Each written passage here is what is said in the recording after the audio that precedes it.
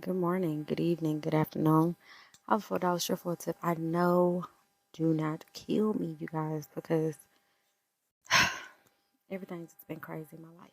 But I did not forget the objective and I did not forget the goal. And I know you guys have been waiting for the next couple episodes. So I'm going to be pushing them out. I'm going to be pushing them out, pushing them out. I should have been already pretty much done with this entire book because there's a total of 18 chapters divided into three major parts.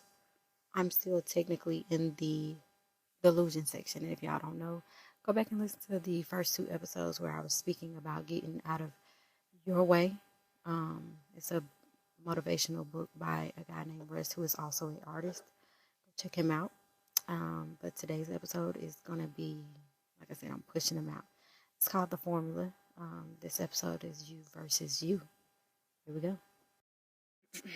All right, so You versus You, chapter 3 starts off by saying everyone needs something to believe in.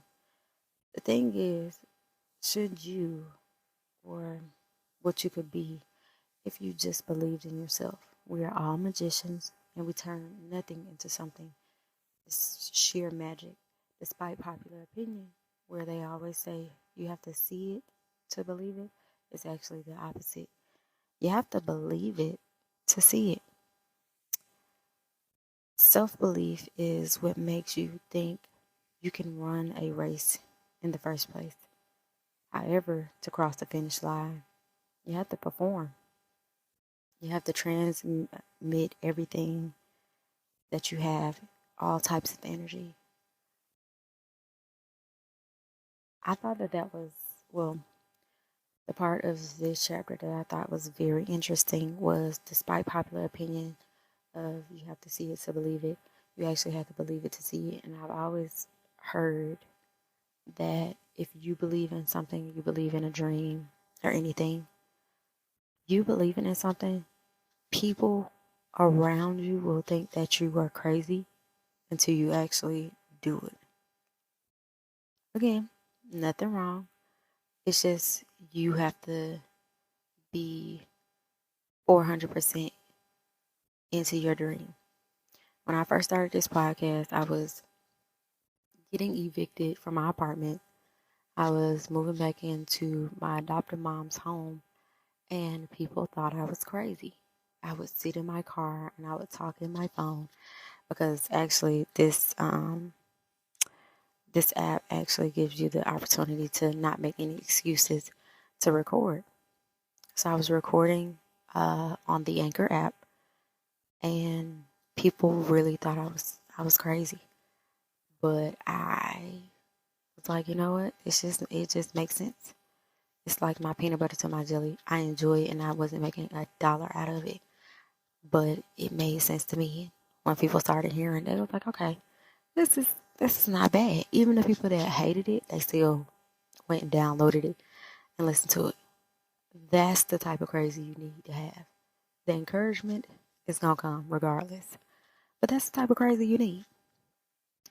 So then he goes and say, we will fill our heads with whole real powers, which means that anything from positive thoughts, affirmations, and vivid dreams are basically putting you on a wavelength to perform a magic trick, turning something out of nothing. The danger of having your dreams deferred lies in self-doubt. Dreams drowning in self-doubt will remain trapped on the ocean floor until you self-believe, rescue them. If what's in your head is negative, you are trying to basically put cement blocks around your own feet and then doubt and bloom like algae under the water. Insecurities will lock you in your own cage, but only you have the key. Now, again, I can only relate based on personal experiences.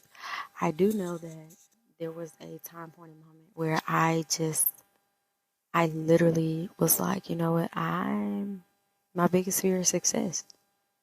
I'm scared that this is going to work. But that was just me getting in my own head and fear doing exactly what it's supposed to do. Scare the shit out of you.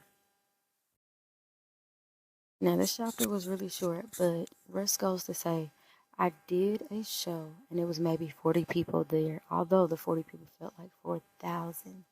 In that moment, I basically embodied that I was happy to be there because on the inside, it was just the result of his manifestation.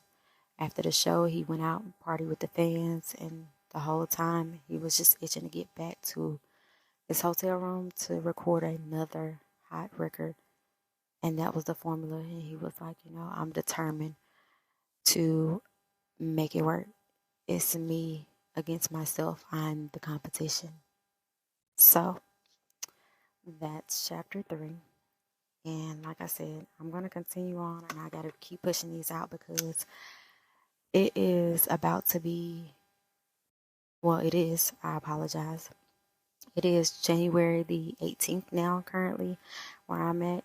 And technically, I should be done with this entire book.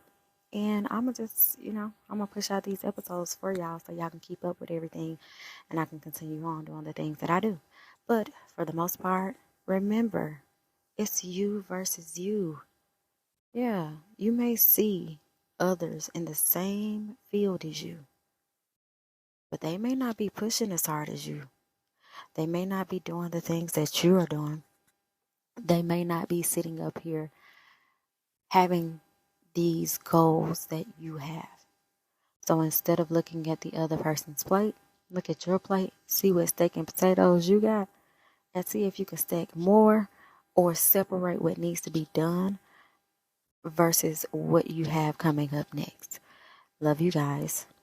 Next episode coming soon.